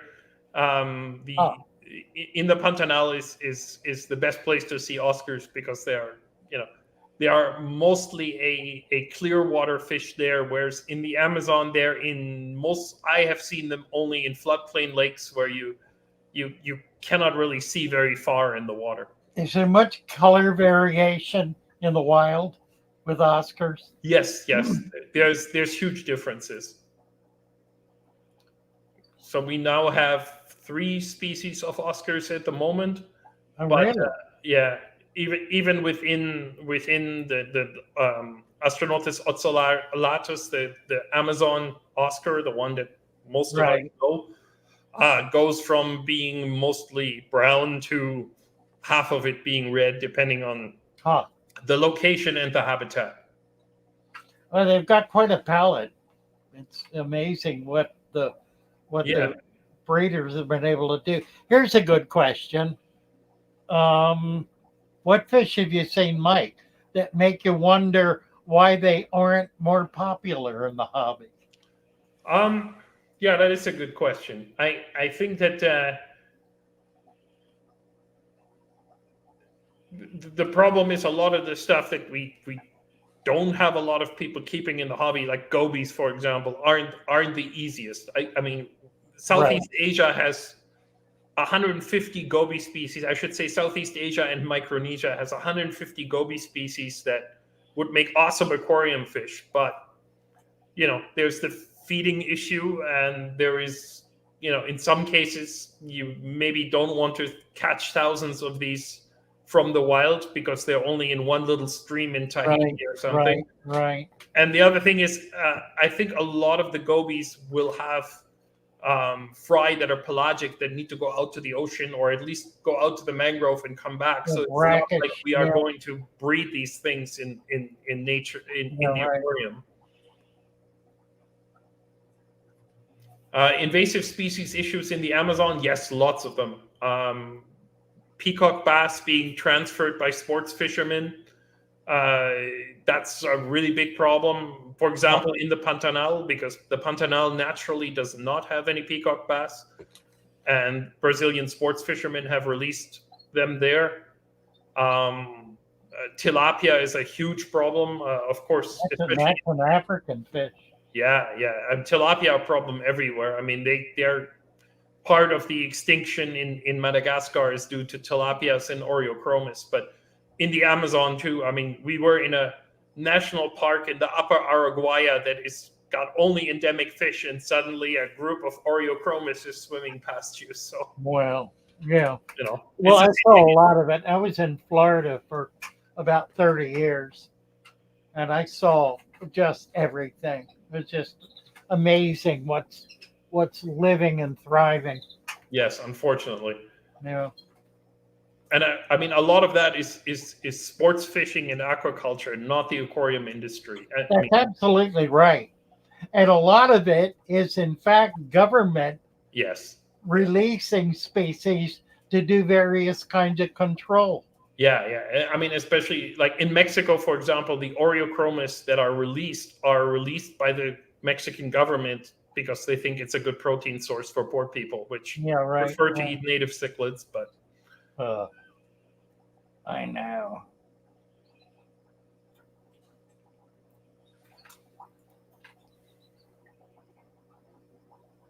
So what kind of fish are you working with right now? For me, there's a lot of anastomids. There is a lot of pacus and Malayas.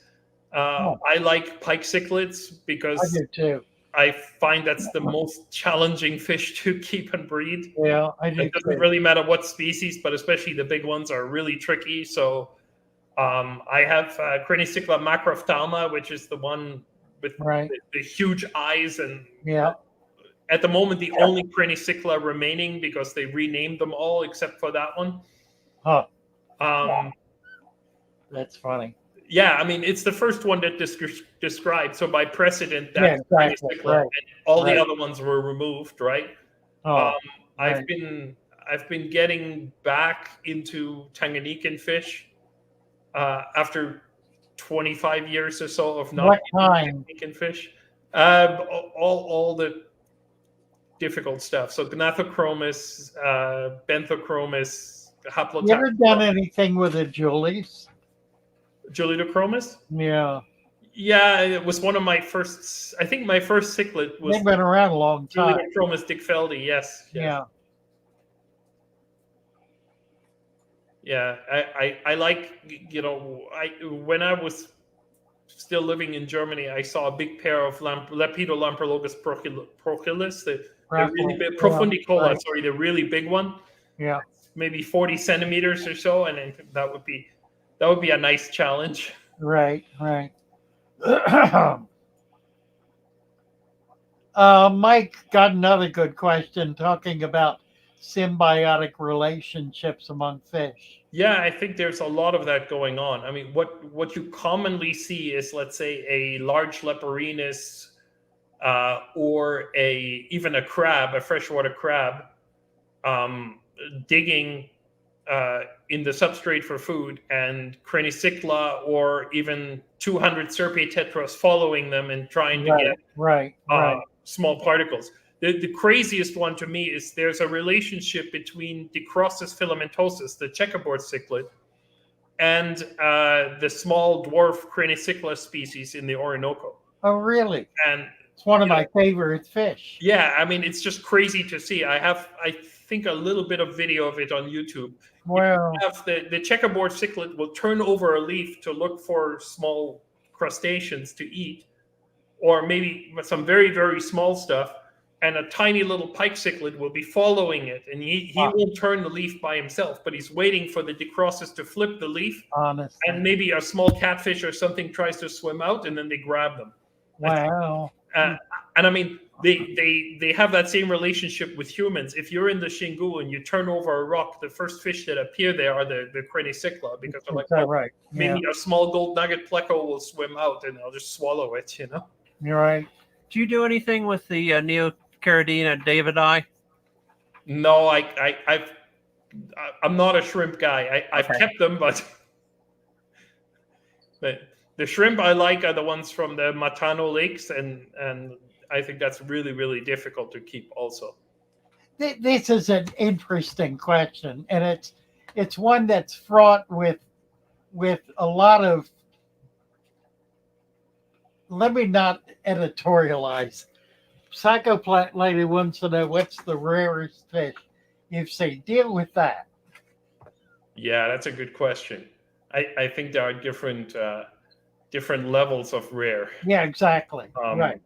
You know, What does that really mean? yeah, and that's a little bit difficult, right? I mean, the rarest fish is all the deep water marine fish that some Sure. public aquariums have. Sure. There's no doubt about that. That you cannot keep. Yeah. Right. Now, after 35 years of importing, there's a few fish I've seen and never seen again, which is really strange. Like for people that like Lake Tanganyika fish, when I was 25 years ago, a friend of mine imported fish from Lake Tanganyika, and he had cherry spot trophies that were yellow. Oh, really? 100% yellow. No kidding. And Never the guy saw that, anything. Huh. yeah, the guy that caught those fish was Marc Danieux, who was one of the best exporters ever from Lake Tanganyika. Right. He died about 15 years ago. He was a good friend. And they were cherry spot trophies by pattern, but they were bright yellow like the Kaiser. Huh. So that was something that, never seen again. There's a lot of variation with the trophies. So. Yeah. I remember we were looking, but back in the 70s, when was it? The early 70s. We were breeding Tropheus, the red saddle, in the DC area. Some of the club members had them, and they were spawning them. Somebody asked if all Sarasalmids, so that's the piranhas and pacus, are suitable for the aquarium. Maybe not the two biggest pacus. Yeah, right. I think the piranhas are all fine, but the two biggest pacus are best on the barbecue. What's the biggest pacu you've seen? Probably about 1 meter long. Yeah, that's pretty good. Yeah, I think that the biggest one I've seen is actually an interesting story. I was in Manaus, and one of the local guys said, "Hey, can I try a fishing rod?" to one of the English guys that was with us, and he threw out the fishing rod and he foul hooked the biggest pacu I've ever seen. Wow! He threw out the bait and he foul hooked the fish through the flank, and he was like, "How big is this thing?" He can barely pull it in, and it's because the hook was through its side, so it was a 3-foot pacu going sideways through the water. Good Lord! It's quite amazing. Like pulling a boat in. Yeah, no, absolutely. The fishing line. Yeah, I've had big ones, but not like that. The biggest I've had have been. In fact, I started a club in Florida while I was there, and I had some big pacu. I wound up with a whole bunch of big pacu. So I butchered them and took them across the street to the Thai restaurant and had them cook them. And we had a pacu. We also had a big red-tailed shark. We cooked him up too. Yeah, I think pacu is excellent to eat. It's one of the best it was fish. quite nice. Yeah. And they get big pretty easily. They're not a difficult fish to raise out. Mike wanted to know how big the schools of the green neons are. Like if you look at the video, you'll see maybe 400 or 500 fish. But that's because you have to imagine these giant along the Orinoco are these giant granite boulders. I mean, the size of houses and bigger.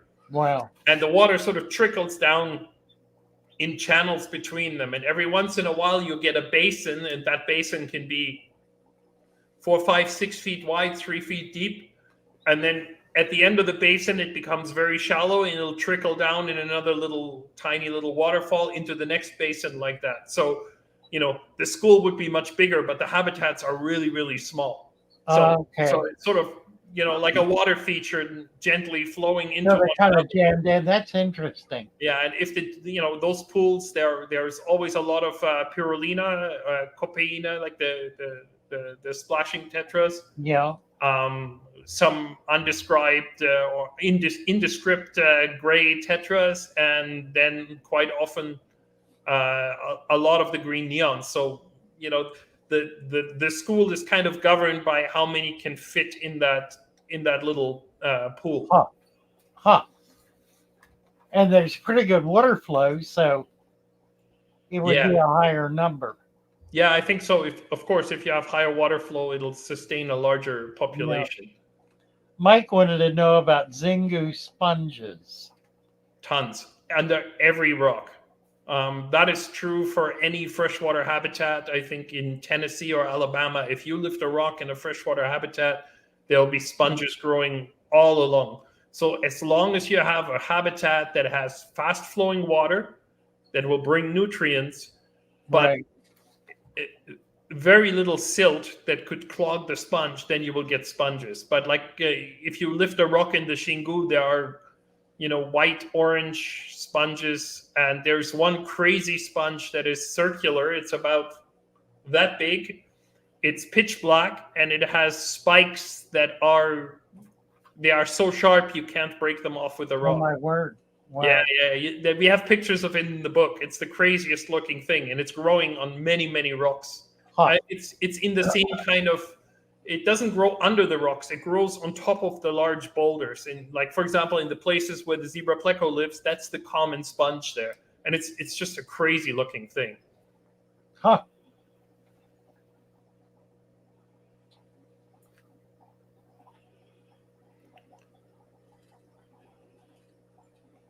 Yeah, Rope Sander is asking about the effects of the aquarium hobby on environments.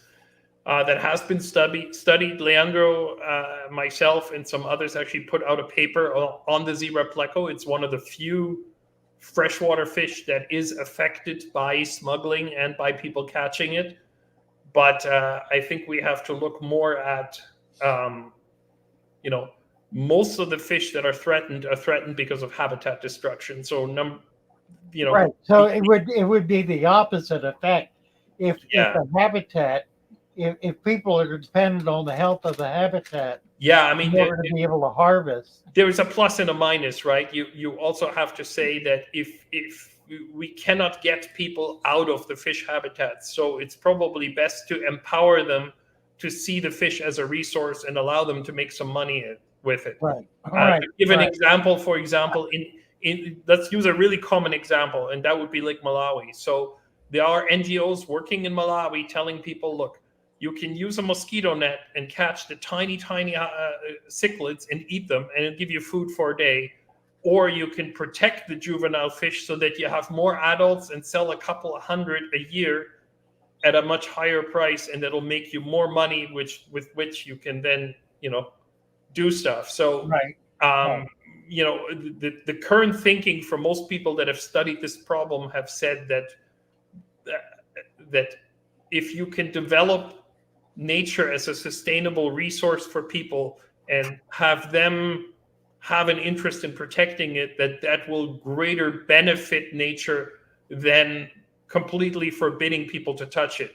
But that's on a case-by-case basis. That is a huge discussion that you will probably find some examples where this won't work and where this is not the case. The Bangai cardinal,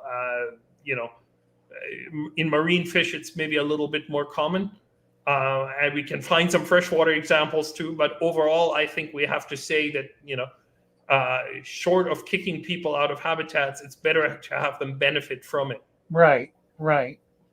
Well, the problem is you can't kick people out of habitats. Right. But I mean, I'm somebody else comes in the back door and starts dumping mercury in there to harvest gold. Well, in the Shingu, for example, a lot of the fishermen, when the dam started being built, because they were expert divers, started diving for the dam building.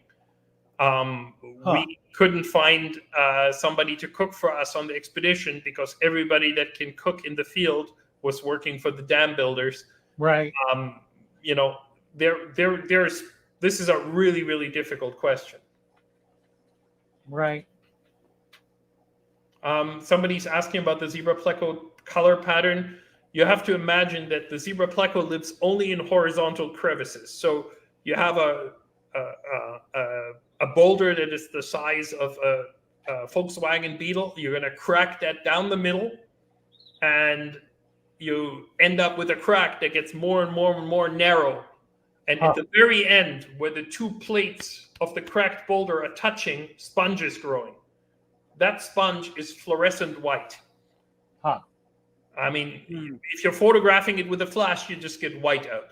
So my theory is that the zebra pleco sitting in that crevice in front of that sponge just looks like the crevice is more narrow. So if you're a pike cichlid that wants to eat the zebra pleco, that's a really good camouflage. And in all the time spent in the Shingu, I have never once seen a zebra pleco outside of one of those crevices. Well, it doesn't happen. Well, and we know that from other fish that are cryptic. They, you know, if you have a fish that lives in the anus of a sea cucumber, it doesn't come out unless it's feeding at the entrance. yeah. And there is a fish like that. That's why I'm using that example. Or the shell dwellers. You're not going to see, you know, Lamprologus ocellatus swimming around in the open water over sand. Right. It just doesn't happen. If it does happen, it gets eaten. Right. Yeah, lenticulata pike cichlids are from South America in the Orinoco Basin and the Rio Negro Basin.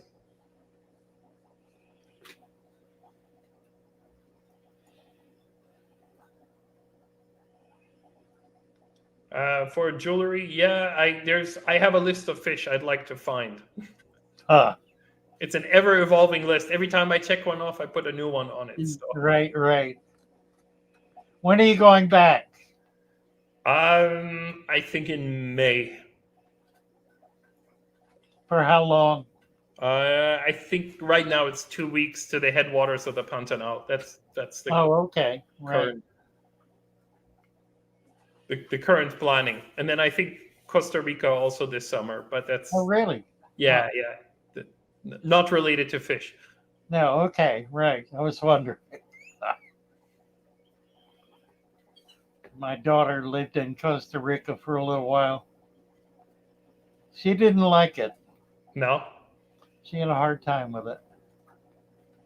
Oh, Alishan wants to know about spawning zebrina and rosemary.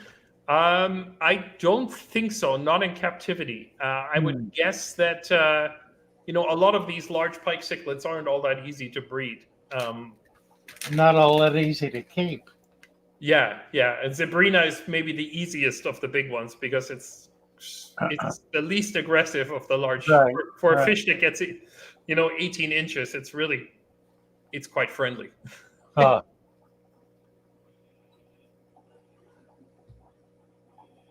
Nice. How are we doing time-wise here? We got about 10 minutes. All right. Yeah, there's I'm looking at the aquarium behind you. What do you have? What tetras do you have in there? Very few. I think maybe only one species of tetra.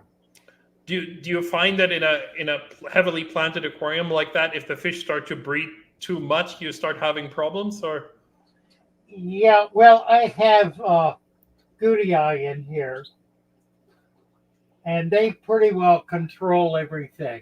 Okay. It's hard to get much going. There are a bunch of cardinals in here. It's a school of cardinals. About a dozen or so, I think. It's primarily natives, though, that I collected in Florida. I just haven't found anything I really want to put in the tank. Yeah. So then I must ask you what your secret is against Malaysian life-bearing snails. My secret about what? Catching Malaysian life-bearing snails, because they're my enemy. Really? Yeah. Well, I rather enjoy them actually. I think a deep substrate keeps them down in it. Yeah, that's true. That's true. They don't really come on. I don't see them. Okay. And I know I've got them, but I never see them. Yeah. I just hate them in my photographs, because they make this like Yeah, right. And they can right triangle. they cover the grass. They Yeah. cover the glass, right? Start doing deep substrates, Oliver. Yeah, I have too much current in my tanks. Oh, that could be a problem. Yeah, yeah. You could. What about sand? Well, it actually it'll pile it up on it. Absolutely. Yeah. Absolutely. Huh.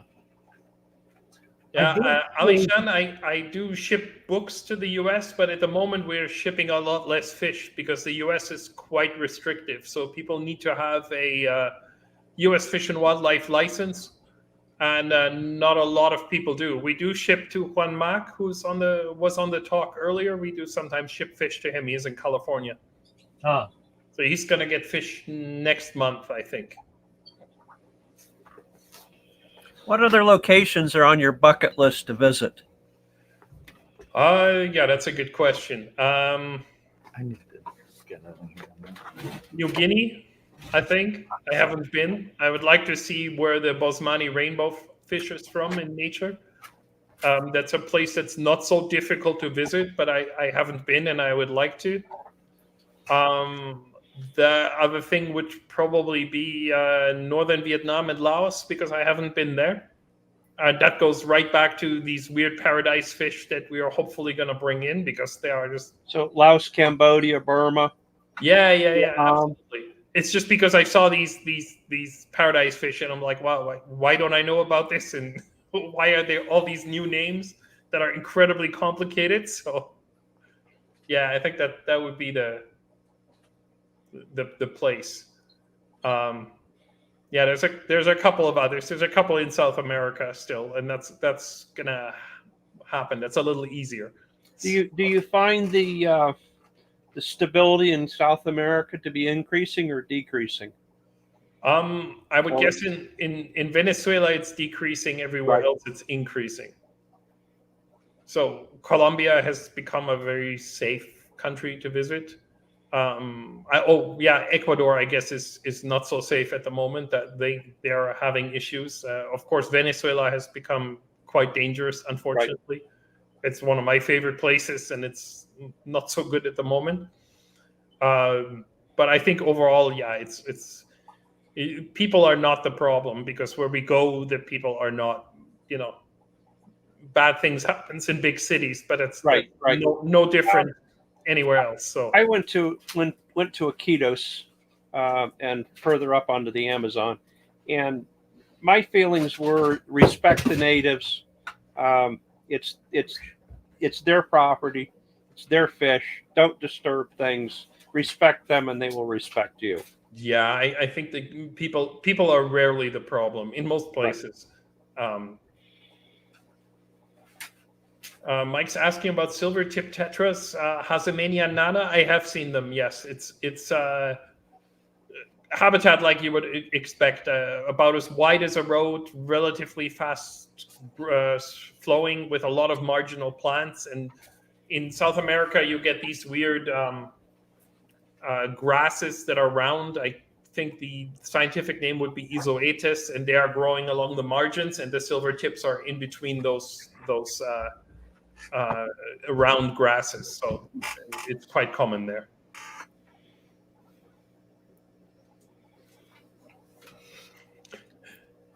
Alishana, about the exporters, no, they're not. That's it's tricky. We getting fish out of Africa has always been trouble.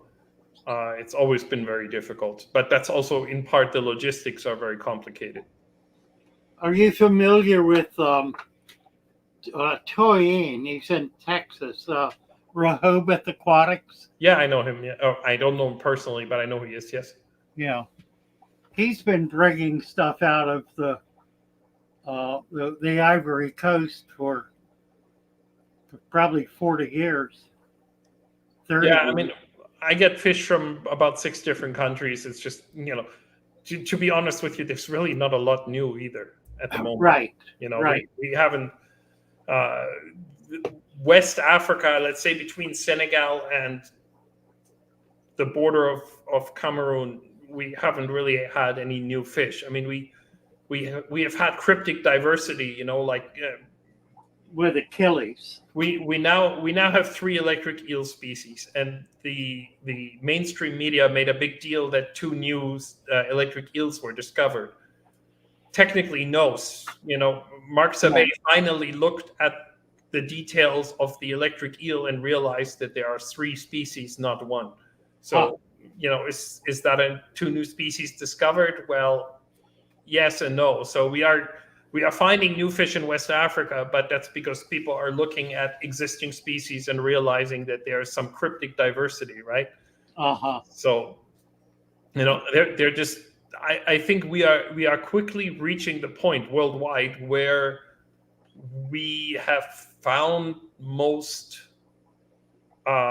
larger vertebrate species. So there are no doubt hundreds of undescribed rainbow fish in Papua New Guinea and New Guinea.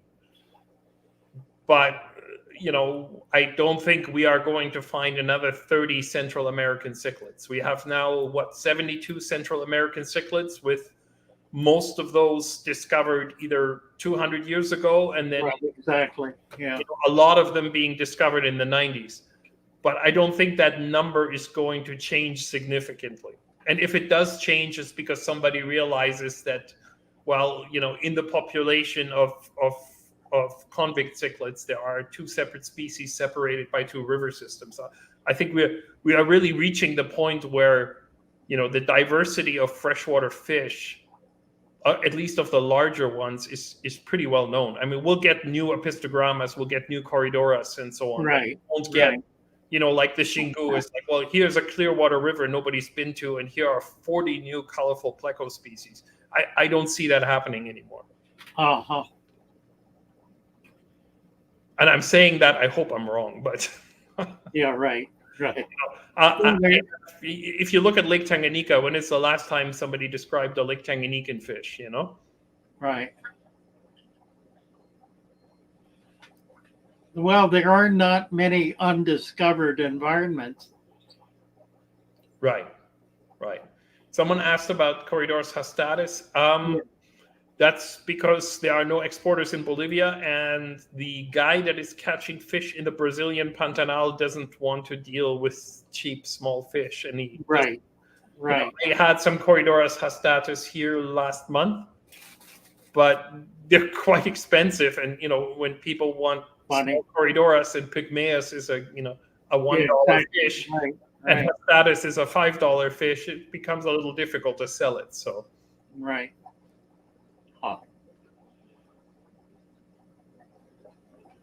So you're importing into Canada? Yeah. Out of Montreal. Pardon? Montreal. Oh, out of which country? 12, 14 different countries. Yeah. But directly into Canada. So you're not laying over in the US. No. I mean, the way that the flights work now, there's not a lot of stuff going through the US. But that's also because more and more airlines are switching to small regional jets for domestic travel, and a lot of those small aircraft don't take cargo. There's room in them for cargo, and there aren't heated cargo bays for perishables. So before, sometimes we could get fish, let's say with American Airlines, from a flight, or before Delta would fly to Montreal. So we would get a lot of fish from Venezuela, Caracas to Atlanta, Atlanta to Montreal. For the last 10 years or so, Delta is flying like a regional jet that's about the size of a school bus from Atlanta to Montreal, and they're flying that twice a day instead of flying a cargo aircraft or Boeing. I think that's really affecting the movement, it kind of limits us. Montreal is not a tiny airport, but it's not Miami either. So Right, right.